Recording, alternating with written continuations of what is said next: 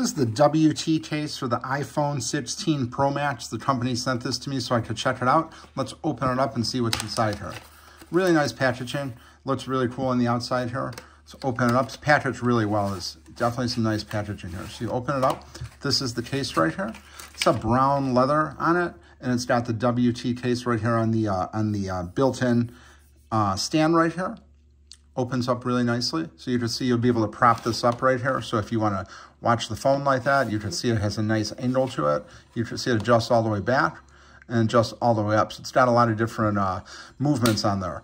This is Magsafe friendly. There's a nice area around the camera where the camera is going to be protected. And then this is rated for like a 10-foot drop test. So if you drop it, you're going to be able to not have to worry about breaking the phone or anything like that. But again, this leather on here is very nice. It just looks really good. I like the fact that there's leather on this part.